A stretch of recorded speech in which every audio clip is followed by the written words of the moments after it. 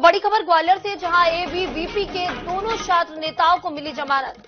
High court की ग्वालियर खंडपीठ से मिली जमानत। आपको बता दें, दोनों छात्र नेताओं पर डकैती का था मामला दर्ज। हाई कोर्ट की ग्वालियर खंडपीठ में आज लगी थी जमानत याचिका। कोर्ट के मानवीय संवेदना के आधार पर दोनों छात्र नेताओं को दी जमानत। वाइस चांसलर की जान बचाने छीनी थी कार। तो बड़ी खबर है, आपको बता दें, हाई कोर्ट की ग्वालियर खंडपीठ में आज लगी थी यहां पर जमानत याचिका।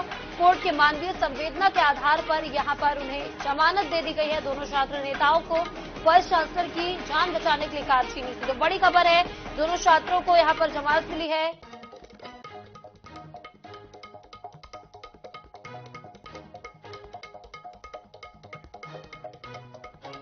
इस खबर पर ज्यादा जानकारी के लिए हमारे साथ हमारे संवाददाता जावेद खान हमारे साथ जुड़े हैं। जी जावेद, आपसे जानना चाहेंगे कि दोनों ही छात्रों को जमानत मिल गई है। अब ग्वालियर के मामले पर वाइस चांसलर की दोनों ने जान बचाई थी, जिसके बाद उन पर डकैती का आरोप यहां पर लगा था। क्या कुछ जानकारी है फिलहाल? जी बिल्कुल, जो हाईकोर्ट की ग्वालियर खंडपीठ से जो जमानत मिली है और जो जमानत याचिका की आज सुनवाई थी, आपको बताना चाहेंगे 10 दिसंबर को जो छात्र सुकरत शर्मा और हिमांशु श्रोत्री, इन्होंने जब वो ट्रेन से दक्षिण एक्सप्रेस से दिल्ली से झांसी की ओर जा रहे थे, तो जो उसमें रेल में जो यात्रा कर रहे थे बीसी, उनकी तबीयत खराब हुई थी।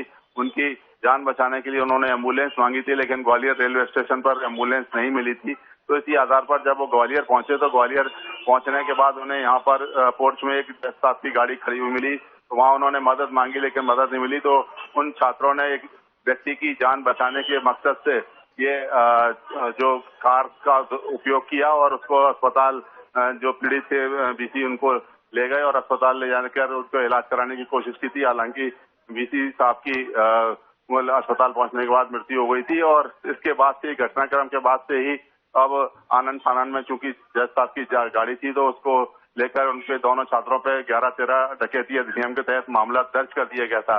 और जिसके बाद 13 तारीख को जब जिला न्यायालय में इन दोनों छात्रों की ओर से अखिल भारतीय विद्यार्थी परिषद की ओर से एक याचिका लगाई गई थी, जिसमें जमानत की मांग की गई थी, लेकिन वहां से जमानत निरस्त हो गई थी। अब जो जमानत मिली है वो हाईकोर्ट से मिली है, चूंकि ग्वालियर में डकैती का अधिनियम लगता है, 11-13 डकैती अधिनियम, उसके तहत ये हुआ था। तो हाईकोर्ट को ही पावर था और इस हाईकोर्ट के आदेश के बाद दोनों छात्रों की रिहाई अब संभव हो सकेगी। उनको जमानत मिल चुकी है।